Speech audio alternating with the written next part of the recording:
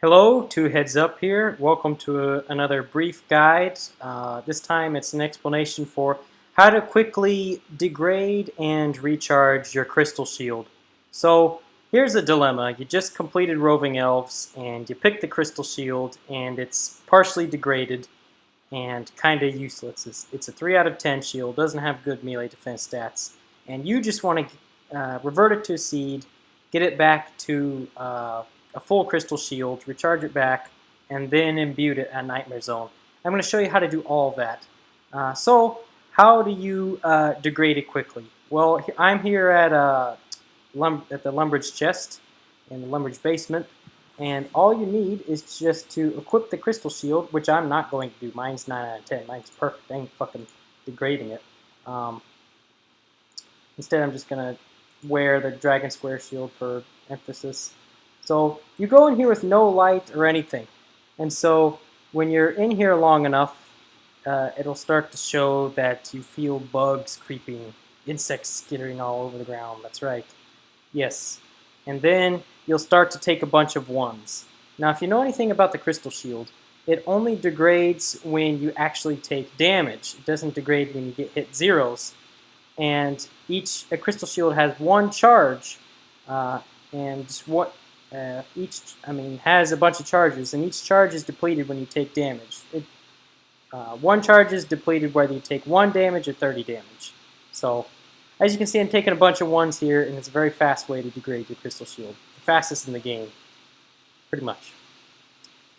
So, you degraded your crystal shield back to a seed. Now what do? Well, if you started Morning's End Part 1, like I said earlier, you teleport to Isafadur, whatever the fuck you pronounce it.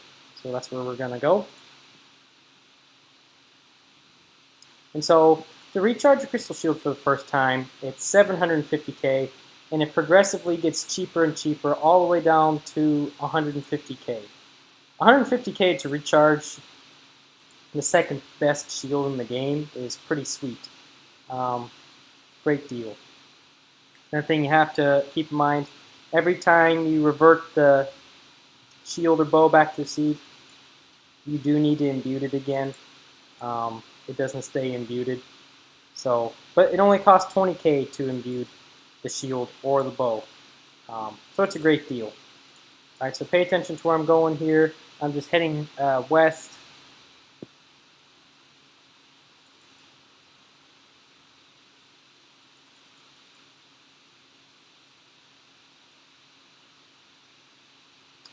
And then, so this is where one of the spots where this single roving elf comes. There's another spot to the west of here, which is much harder to get to.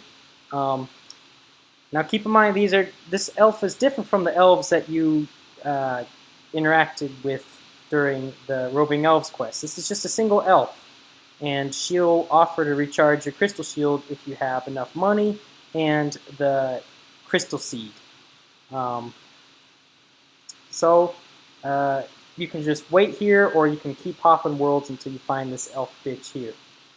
And if you need to recharge your teleport crystals like me, I've got 2 of them. That's where you need to find the 2 roving elves and get them to recharge your teleport crystal.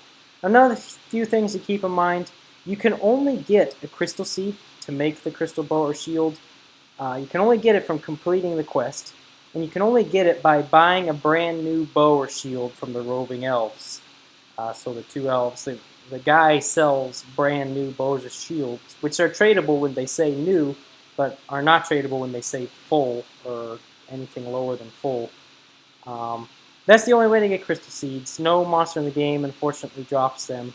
So if you want a crystal bow and shield, you're going to have to pay full price to get one. Otherwise, you can buy a crystal seed off another player and recharge it. You can decide what's more cost effective and worth your time. In my opinion, it's just much quicker to buy a new bow or shield. You don't have to deal with finding an obscure seed seller. And you take money out of the game. You reduce inflation in the game, which is always a good thing. Trying to think of anything else. I think that's it for how to recharge and deplete Crystal Shield. Thanks again for watching, you guys, and I'll see you next time.